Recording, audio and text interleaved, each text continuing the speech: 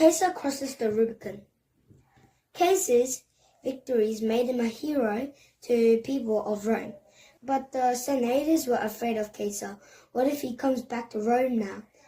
The senators said to each other. The people will want him to be king of Rome. And then what will happen to us? We won't be able to run Rome anymore. Two of the senators decided that they would try make one of the other consuls, Pompey, turn against Caesar. This was hard to do because Pompey had married Caesar's daughter, but Pompey was jealous of Caesar. He knew that Caesar was much more popular than he was. So Pompey agreed to listen to the senators. Listen, they said to him, tell the people of Rome that Caesar is a traitor. Tell them that he isn't loyal to Rome. Take away Caesar's position of consul before he gets back to Rome. Then you will be the strongest man in the whole city. So Pompey agreed. He sent a message to Caesar telling him that he would be arrested when he returned to Rome. He told Caesar to give up command of the army.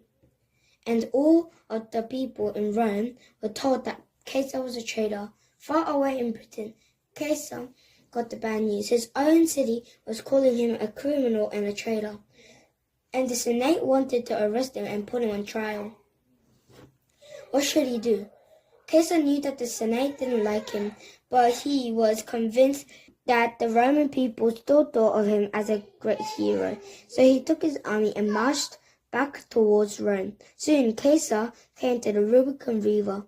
The Rubicon was the border of Roman land. Caesar knew that as soon as he crossed over the Rubicon, he would be in the land controlled by the senators. The senators would try to arrest him, and he would have to fight them. His army would end up fighting against other Romans. If he crossed over the Rubicon, he would start a civil war, a war that a country fights against itself. Should he do it? He stood at the river for a long time, staring at the bridge.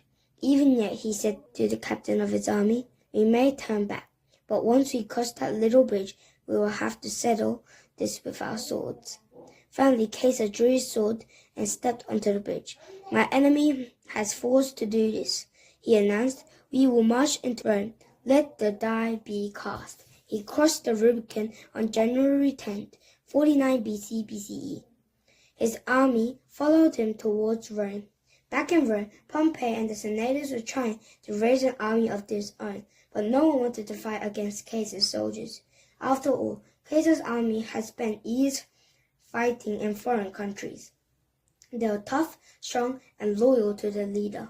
When Caesar and his family came in sight of Rome, all of Pompey's soldiers ran away, and before Caesar could enter the city, Pompey fled as well. Caesar marched triumphantly into Rome. No one dared to arrest him.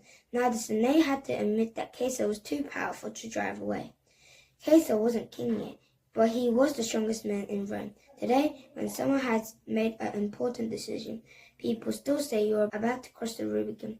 Crossing the Rubicon means that you're about to do something you can't undo. We get this expression from the story from Julius Caesar's return to Rome.